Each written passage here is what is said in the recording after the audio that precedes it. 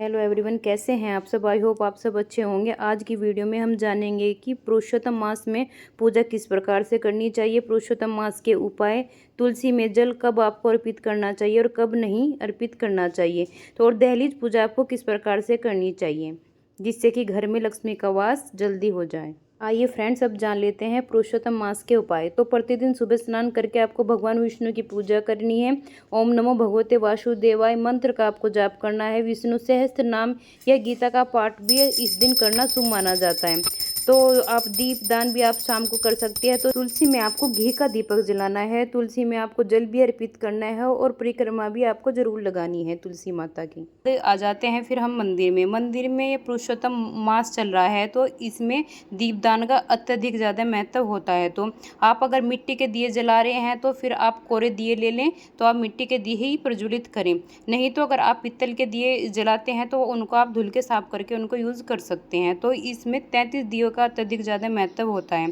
तो 33 दिए आप इस मास में एक दिन भी जला सकते हो या फिर अलग अलग दिन भी आप ये 33 दिए जला सकते हो, या फिर आप एक ही दिए में 33 बत्ती लेकर घी का भरकर वो दीप आप प्रज्वलित कर सकते हो। अगर आप पुरुषोत्तम मास में तुलसी की लकड़ी का दीपक प्रज्वलित करते हो तो ये धन लाभ देता है। तो आप ये लकड़ी का दीपक तुलसी का अवश्य जलाए। फिर हमने भोले शंकर जी को नहला दिया था। जो भी हमारे पास बेलपत्र धतूरा थे वो हमने भोले जी को अर्पित कर दिए थे। तो भगवान विष्णु खुश होते हैं इनकी भोले शंकर की पूजा करने।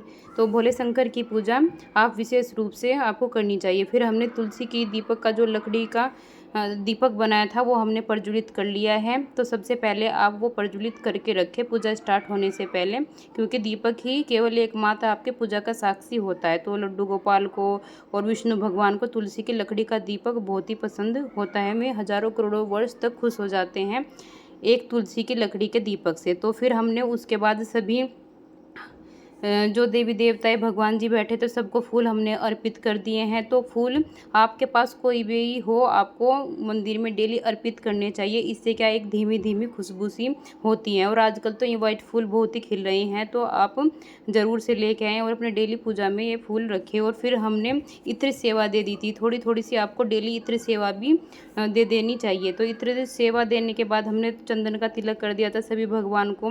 देखिए फ्रेंड्स, अगर ब्रह्म मुहूर्त की बात करें तो ब्रह्म मुहूर्त किस टाइम से शुरू होता है। तो ब्रह्म मुहूर्त 3:30 से लेकर 5 o'clock तक, यानी कि 5 बजे तक ब्रह्म मुहूर्त ही रहता है। तो आप इसमें पूजा पाठ करें, अत्यधिक ज़्यादा डबल होकर आपको फल की प्राप्ति होती है। देखिए फ्रेंड्स, अब 5:30 का टाइम हो गया है तो सूर्य देवता भी आ गए हैं, हल्की हल्की धूप निकल गई है। फिर हम तुलसी को जल अर्पित कर देंगे, दिया जला देंगे, अगरबत्ती भी हम वहाँ पे जला देंगे। तो इस प्रकार से आप तुलसी की पूजा कर सकते हैं। और शुक्रवार को आपको दूध थोड़ा सा चढ़ा देना है, सिर्फ 1-2 बूंद ही दूध की आपको चढ़ानी है शुक्रवार को धनलक्ष्मी प्राप्ति के लिए।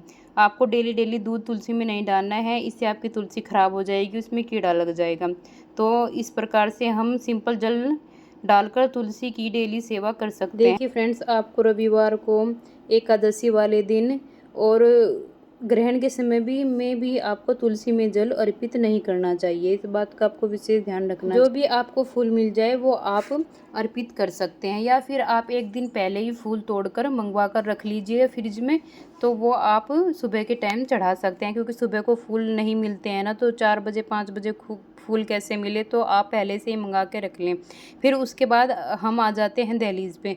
तो दहलीज की पूजा भी आपको डेली करनी चाहिए। इसमें जो भी आपके वास्तु दोष होते हैं तो वो सभी समाप्त हो जाते हैं और धन लक्ष्मी का दहलीज पे वास होता है। कि कहते हैं कि दहलीज को देखकर ही धन लक्ष्मी माता आती हैं। अगर दहलीज साफ़ सुथरी है तो लक्ष्मी माता प्रवेश कर जाती है, नहीं तो अगर दहलीज गंदी है तो फिर दृढ़ता घर में प्रवेश कर जाती है। तो इस बात का आपको ध्यान रखना है। दहलीज की पूजा भी आपको विशेष रूप से करनी रहती है। आप छोटी सी रंगोली बना दें, अगर आपको रंगोली नहीं आती है तो आप सतिया ही बना दें, पर हाँ थोड़ी सी पूजा आपको दहलीज की भी करनी चाहिए।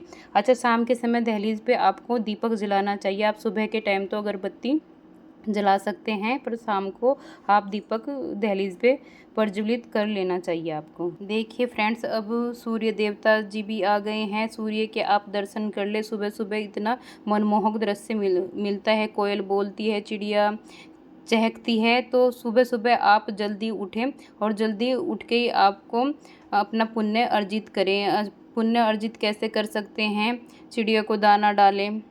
सुबह सुबह का समय है, बहुत ही सुंदर लग रहा है। और देखो कबूतर भी वेट करते हैं। डेली मैं उनको दाना डालती हूँ तो कबूतर पहले से ही वेट करते हैं कि अब हम दाना पानी लेंगे। तो थोड़ा सा आप पानी वहाँ पे रख दें डेली की डेली, क्योंकि पानी मैं रखती हूँ वो सूख जाता है हवा में। तो आप उसमें 2 बार भर के रख सकते हैं। फिर हम बेडशीट ठीक कर लेंगे।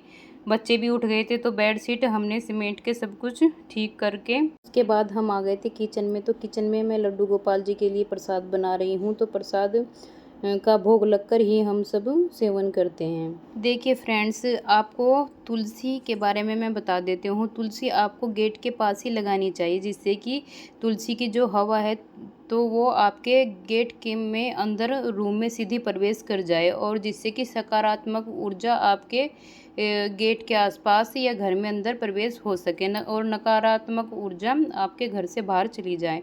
तो फिर आ जाते हैं हम लड्डू गोपाल को भोग लगाने। तो हमने मखानों की खीर बनाई है। तो मखाने की खीर, तुलसी पत्र आप अवश्य डालें। तुलसी लड्डू गोपाल जी को फिर भोग लगाए। उसके बाद आप माला का जाप भी कर सकते हैं। जैसे थोड़े से फ्री हो जाए तो आप अपना जो भी आपका विष्णु सहस्त्र नाम का पाठ कर सकते हैं। आपकी जो माला रह गई है उस माला का भी आप जाप कर सकते हैं बच्चों के स्कूल जाने के बाद। ये फ्रेंड्स, अब आपको बता देते हैं कि इस महीने का नाम पहले मल मास था और इसको पुरुषोत्तम नाम इसका मास का कैसे पड़ा। तो पुरानिक समय में चंद्रमास और सौर वर्ष के बीच अंतर होने लगा।